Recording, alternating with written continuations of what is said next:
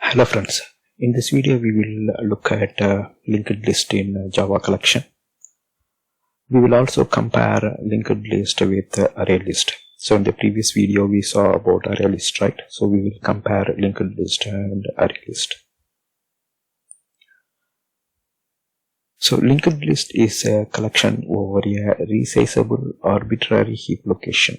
So these heap locations are linked so that they form a chain.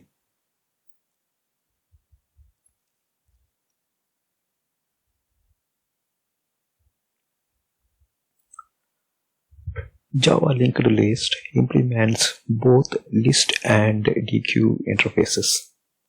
In our previous example, we saw about ArrayList. So ArrayList just implements the list interface. But here in linked list, the linked list collection implements both list as well as DQ interfaces.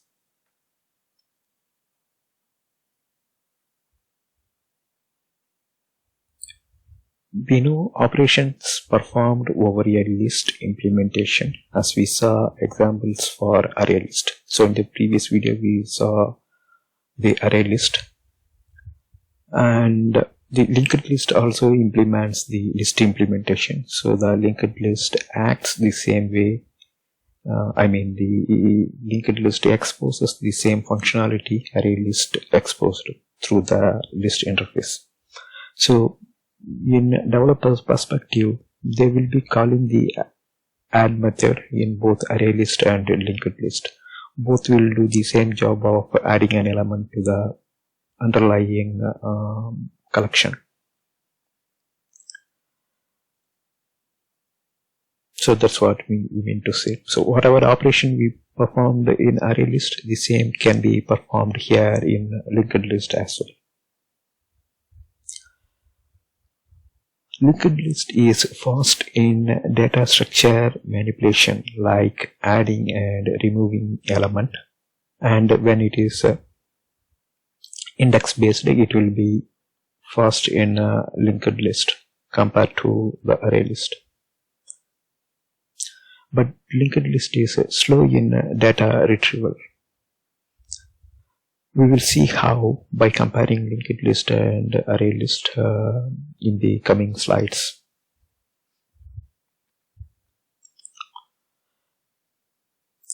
So here in this video we are going to use linked list as a list by making use of the functionality exposed by list.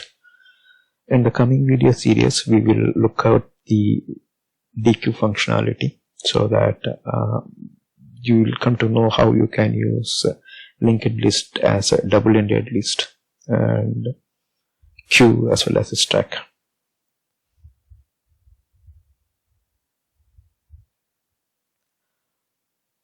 So linked list is a part of java.util package, just like the ArrayList. Below is the quick glance of list interface implementation of the linked list. The same functionality which we already saw in the ArrayList. So the same methods, since it's a list interface functions, we can add, remove, clear elements from the linked list. We can also check what is the size of the list and if the list is empty. We can also supply an object and check whether that object is part of the linked list. Also we can get an iterator over the linked list to iterate through the linked list.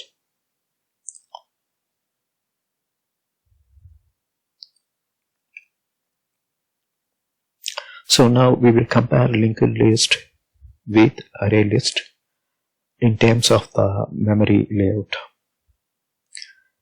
When an ArrayList is created, the underlying storage is kept in continuous memory location.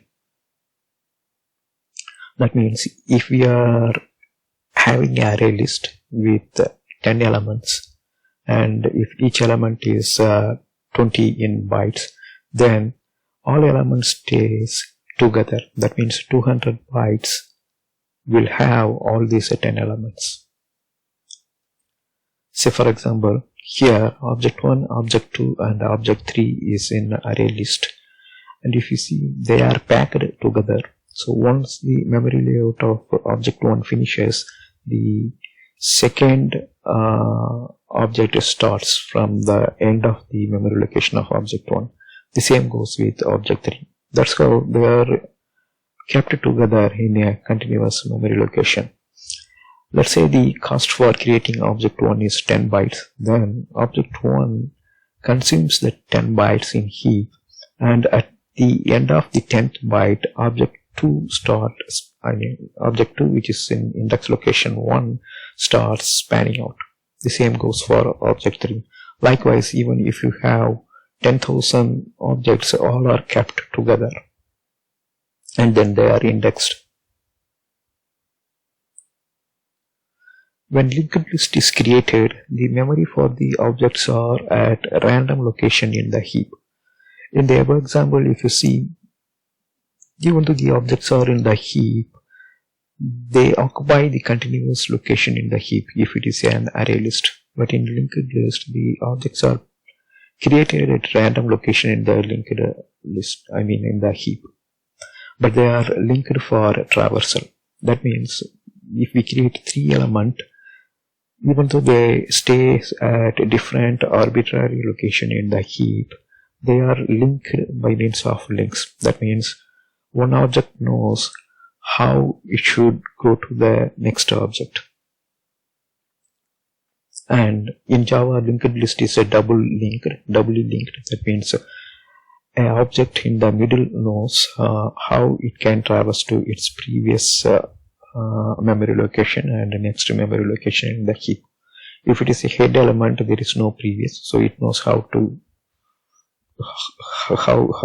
we can move to the next location. That means it stores the reference for the second object in the heap location. Have a look at the picture here. Here there are 3 objects, object 1, object 2 and object 3.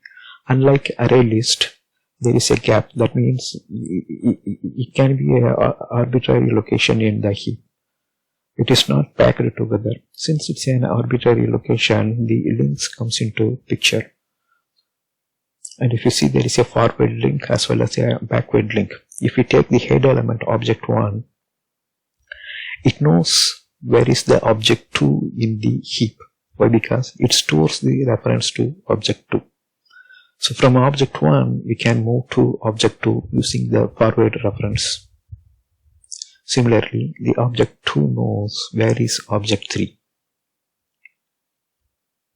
Since object 2 is in the middle, it knows where is object 1 because of the backward link, as well as it knows where is object 3 because of forward link. In Java, this linked list is a doubly linked list in the sense from a node in the middle, one can move to either direction. They can either move to the previous node or they can move to the next node. So these pointing arrows are nothing but the object holding a reference to other object. So for example, let us take object 3, which is at the tail end. It stores only one reference because there is no next node, but it has a previous node.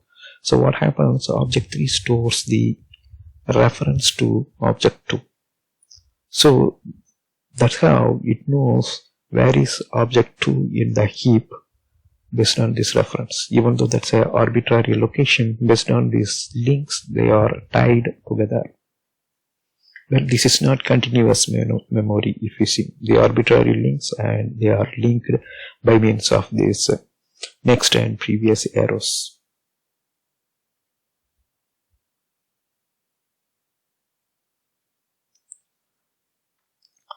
So let us look at data retrieval in ArrayList. So we are once again taking the same contiguous location, object 1, object 2, object 3, which is in the ArrayList, and they are packed together in a heap. When we want to retrieve data at index location 2, First, the offset is calculated as memory is continuous. So you can read it like this. When we want to retrieve data at index location 2, first the offset is calculated as memory is continuous. Alright, we will once again iterate. When we want to retrieve data at index location 2, that means the third object, object 3. So what happens in ArrayList, since the memory is continuous, it calculates the offset. So for the retrieve method, actually we will be supplying the index. So since the ArrayList knows the index, it will calculate the index. It will calculate the offset. So for example, here we want to take element at index location 2, and we know that the memory is continuous, and ArrayList here is storing the same data type. So in the previous example, we saw that ArrayList of product, that is, it's a strongly typed one. So every object is of instance product. So the size for the object is same, index is given, and size also we know, and the memory is packed continuous. So what happens, it calculates the offset from the starting memory location, how much I should move to reach to the location, index location 2. That means it should get past 2 object in size. So when it calculates that offset, it will directly go and pick the object 3. So that's how the object retrieval by means of index location is fast. So even if you have 10,000 element, and if you want to get an element at 8001 location, the index will be calculated for 8001th location, then offset will be performed. Then from that location, based on the object size, the object will be retrieved from the heap and given to the caller. So that way it will be fast. The ArrayList is fast when you want to retrieve an object based on its index.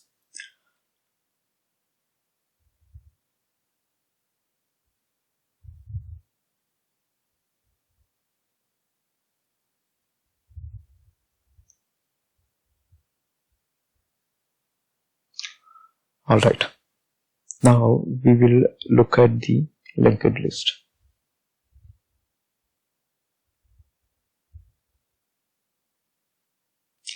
So here is our linked list. There are 3 nodes, object 1, object 2 and object 3, and index numbers are so shown here. The backward link is not shown. Actually the linked list in Java is a two-way linked list. You can move forward as well as backward. For demonstration purpose, here we have depicted it with only the forward link. Let us see, the list has 10 elements. Here only 3 is shown. When we want to retrieve data at index location 2, same like our previous example, we want to locate the object at index location 2 and we want to retrieve it. Since memory is arbitrary, Java travels all the node till index 2. Since the memory is not continuous here, we cannot calculate offset and move directly to that location. Here we have to visit each node to reach that location, because object 1 knows where is object 2, but object 1 does not know where is object 3. So to know where is object 3, you should visit object 2, then object 2 will tell you where is object 3. The same goes when we want to retrieve an element at 7000th location, in case of a 10,000 element in your linked list. So if you see, the traverse will go like this and it will pick the object at index location 2. The direction is either forward from the start or backward from the end. In data retrieval, ArrayList is faster than the linked list because of direct access. Linked list needs to traverse the nodes to reach the claimed index location. So here we saw that 10 element linked list, right? Since we are claiming the index at location 2, the fastest route is from start to the index location 2 in case of a 10 element linked list. So if we ask to get an element at index location 8, then the direction is from the reverse. That means it starts at the tail and uses the backward link and picks the element 8. That way it will avoid number of the node visited. In either way, compared to ArrayList, the retrieval is slower. Why? Because it needs to visit each and every node to get the claimed object at a specific index location. Simply, data retrieval, ArrayList is fast, linked list is slow. Now let us go to data manipulation. We will look at ArrayList first. This is our same ArrayList with 3 elements. Let us say we want to add an element at index location 1. So at index location 1, if you see here in the picture, already one object is staying there. But we want to add an element at index location 2. So for example, we are calling a function add and we pass an index location as 1 when we pass our object.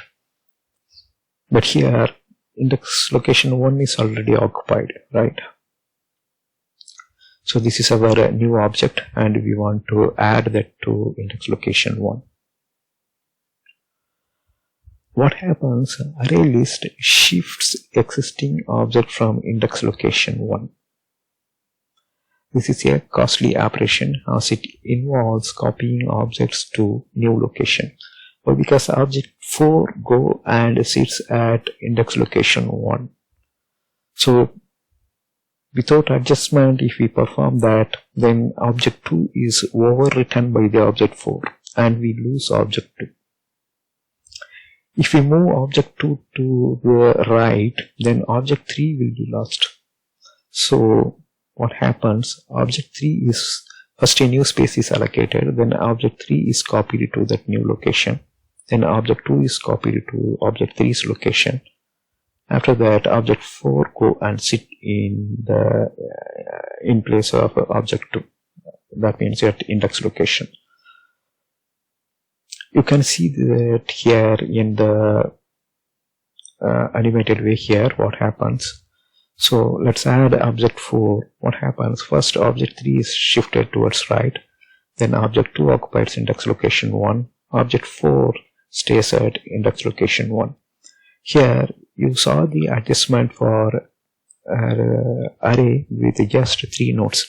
Think about an array which has 1 lakh object in it, and unfortunately we are going to add an element at index location 3.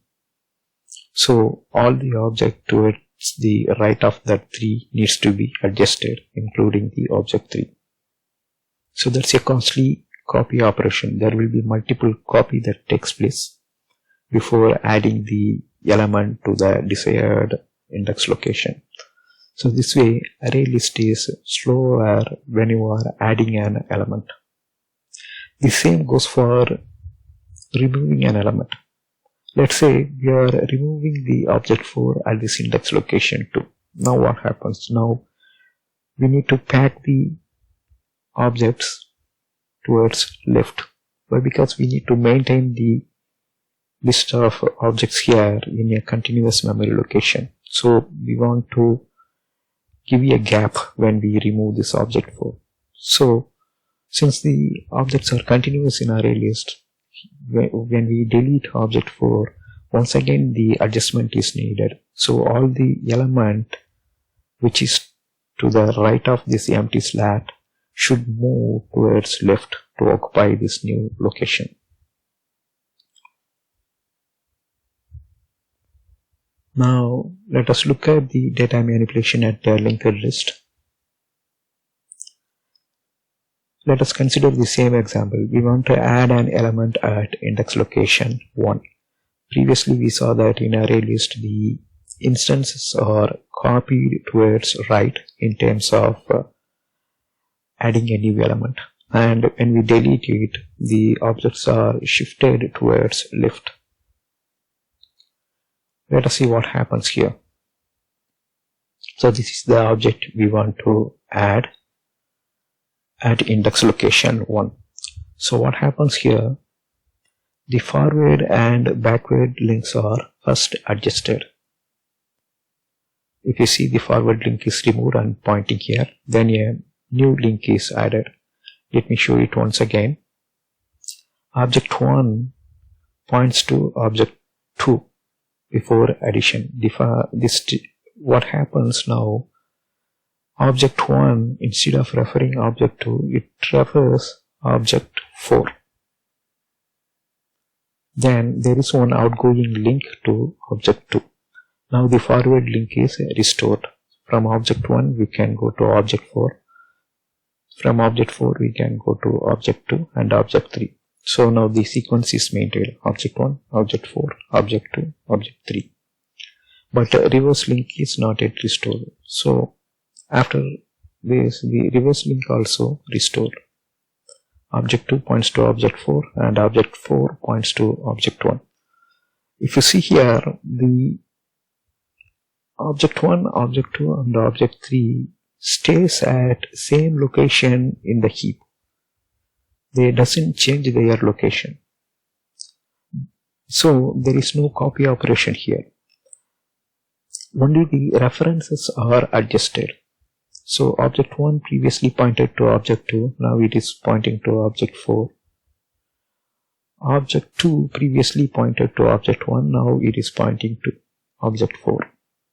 Similarly, object 4, there are two outgoing links. One points to its previous node and one points to its next node. So only the references are removed and restored. Here there is no copy operation. So after this the index numbers will be rearranged. So now one can get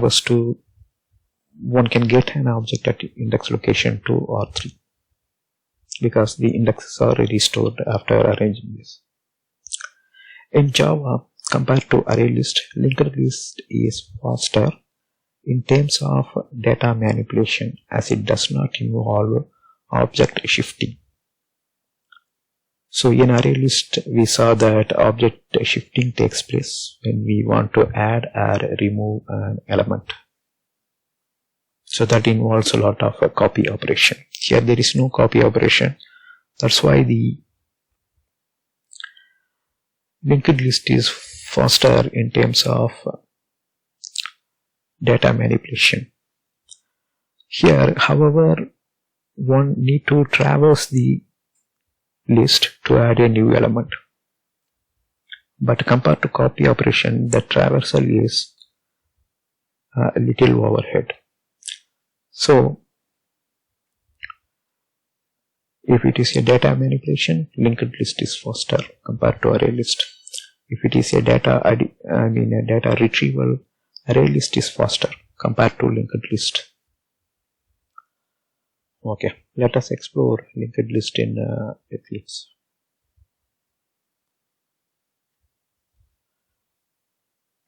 So here is our linked list. Here we are using the same example which we used in our previous video. Instead of creating array list, what we can do, we can use linked list.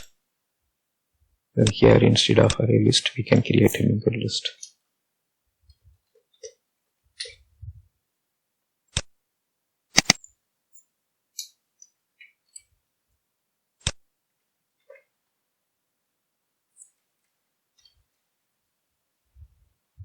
So we will take it from java.util.list.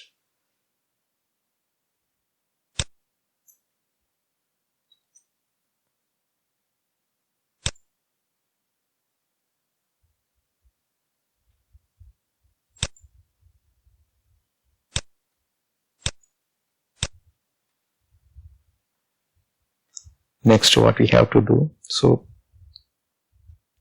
previously we used ArrayList, right? We can use like this also. The object we are creating is a linked list. Object we are creating here is a linked list, but in the left hand side we are storing the reference in list interface. Then here we are having an error. It is because here we are using the array list. Instead we can use the list here.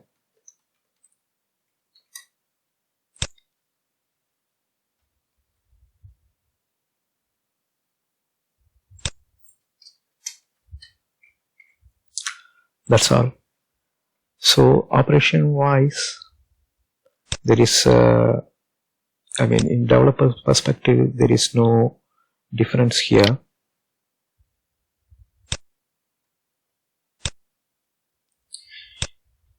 But internally it operates differently.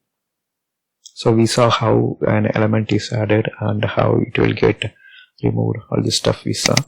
The same way it works. So I will quickly run this. Here we don't need to debug because it will produce the same result as we saw in the previous case.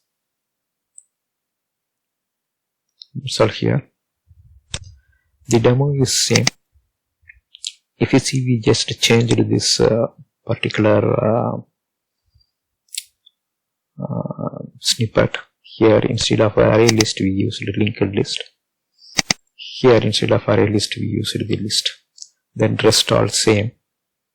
Then in the print product we just changed the parameter type. That's all. So everything works the same way it worked in ArrayList. But the internal operations are different. Here if you see, we are adding the element. So it will add the element at the tail end. Here we are using the index. So this is what we discussed in the PowerPoint slide, how the performance comes into picture when we involve the index. So ArrayList and linked list internally behaves differently to add an element at specific index location, or if you remove an element at specific index location. You can also retrieve an element using the index location. So when these index locations are involved, performance wise, ArrayList as well as linked list differs. So that's all in this video. Thanks for watching. Bye.